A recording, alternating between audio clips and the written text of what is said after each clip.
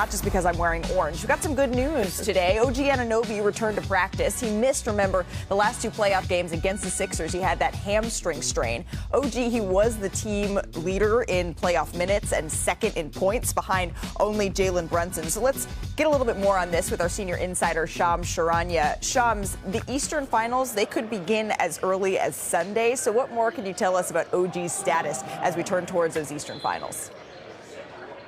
Malika, sources tell me today that the Knicks are optimistic and expecting that OG Anunoby will be in the lineup for Game 1 of the Eastern Conference Finals. That's barring any setback. Today, he did participate in parts of practice. I'm told he also got an individual on-court workout in as well. He's missed right now exactly 1 week. So the Knicks have been gradually bringing him back along with the hope and optimism that he'll be a go for Game 1. All right, so there is optimism that he will be ready to go for Game 1. That is huge for the New York Knicks. Shams, let's stick in the East if we could, because you reported on a front office shakeup yesterday in Philadelphia. So here's what we know. We know that Daryl Morey is out, but they're keeping Nick Nurse as head coach. So what led to that decision? So as far as Daryl Morey is concerned, the Sixers just felt like it was time to turn the page from a front office leadership perspective. 6 seasons for Daryl Morey as head of basketball operations with the Sixers.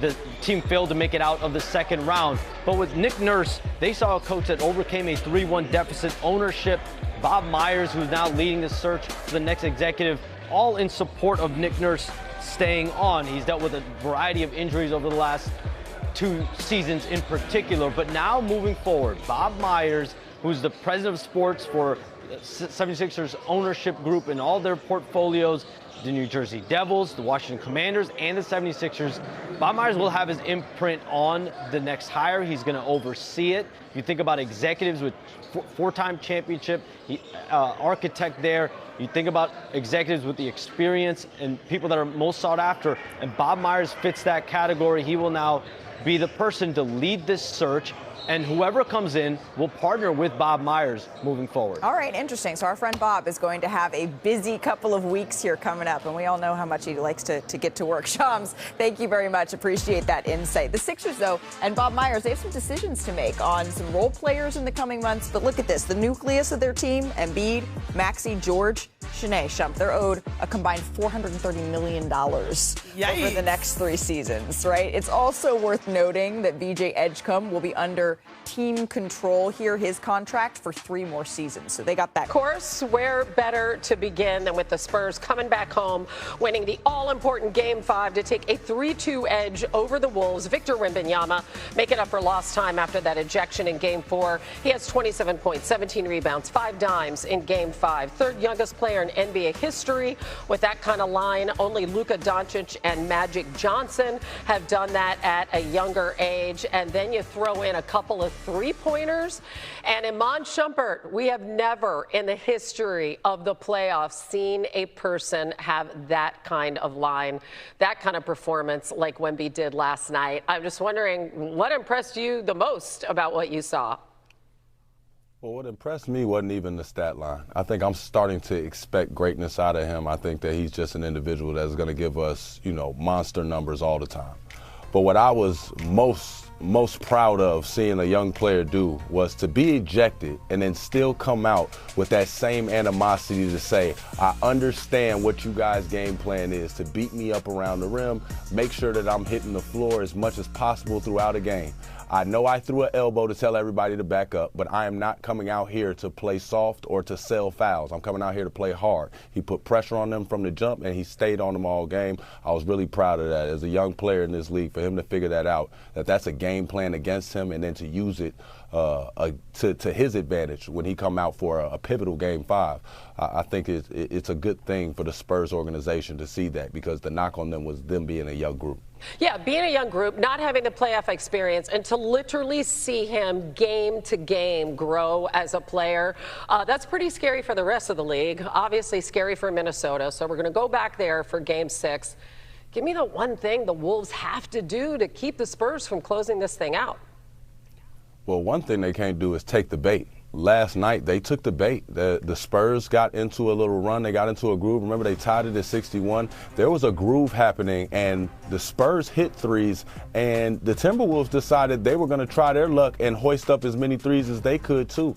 There was a big swing. They went on a run, and they never recovered from that. I think that San Antonio is a team that's very guard-oriented, but they take very balanced floor shots. That when you balance the floor, you leave room for offensive rebounds. You leave room for your other guys to get back on defense to where you could stop the breakaway. Timberwolves did the opposite last night. Yeah, now the Spurs are 4.5-point favorites on the road for Game 6. And, of course, we have the Thunder just sitting there and watching and resting up and awaiting the winner. We need you to stick around, too, Iman. Right back at you in just a sec, okay? All right, Hannah, we new on SportsCenter this new video today of OG Anunoby taking part in Knicks practice. New York sweep of the Sixers was especially good for him because he gets to rest after missing games 3 and 4 with that hamstring strain. He limped off late in game 2. Anunoby, the Knicks' third leading scorer in these playoffs. NBA insider Shams Charania joining us now. Shams, what more can you tell us about Anunoby and his health? Jay, sources tell me that OG Anunoby, there's an expectation that he will be able to play in Game 1 of the Eastern Conference Finals. Barring any setbacks, there's optimism for his status for Game 1. Today, OG Anunoby participated in parts of practice. He also had an individual on-court workout. He's missed exactly 1 week with a hamstring strain. He's been evaluated on a daily basis. The Knicks are gradually bringing him back, including him in basketball activities, but the expectation and hope is that he will be a go for Game 1. Okay, we'll keep an eye on him. Also keeping an eye on this to the team that the Knicks just eliminated. The Sixers moving on from Daryl Morey. Former Warriors GM and President Bob Myers will be leading the search for a new president of basketball operations. So, Shams, what can you tell us about what the Sixers are looking for in their next executive?